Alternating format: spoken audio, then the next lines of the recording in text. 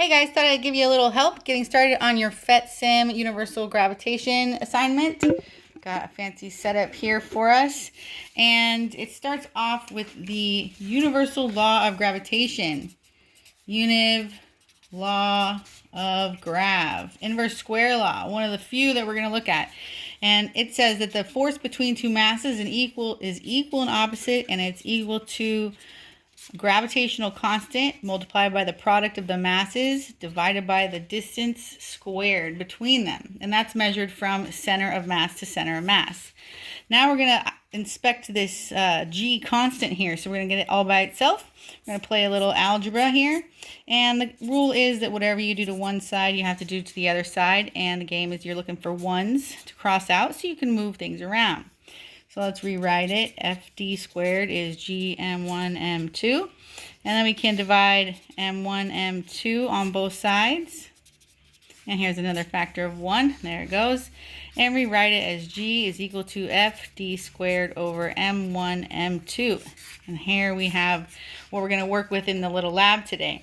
But isn't that cool that this, no matter what the masses are and the distance between them and the force, that always makes the same exact number?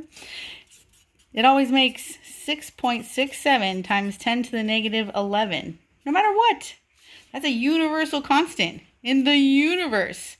Works on teeny tiny atoms and big planets. And what are the units here? Well, let's look. The units for force: newtons, meters squared, kg squared. All right, so there is the accepted and published value of the universal gravitational constant. Let's get to the lab.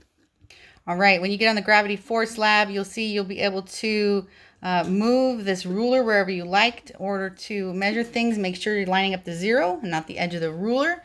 You can also toggle between decimal notation and scientific notation, depending on which one you want to read or use, as well as if you're still learning about that, switch back and forth for a while and stare at what happens to the force at the top. Maybe you'll pick it up. All right, well, this is what you're going to do in your lab. All right, so I think your data table looks a little something like this. Hang on. I'm using a mustard bottle to balance my phone. Okay, something like this. And using the sim, you're going to fill in the masses, the distance, and the force, and then you're going to calculate G. So what I've got up here is the first mass of 100 kilogram. I'm going to put my units at the top, and while I'm at it, I'll do them all. And the units for G again: Newton meters squared per kilogram squared. Okay, so second mass is 400 kilogram. The distance between them using the ruler on the sim is about 4 meters, and the force read from the sim is 1.67 times 10 to the negative 7. All right, let me show you how to calculate one of these.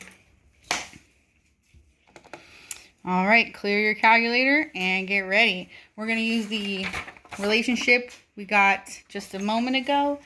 And so we'll start with force at 1.67. Look for the double E. No carets, no parentheses.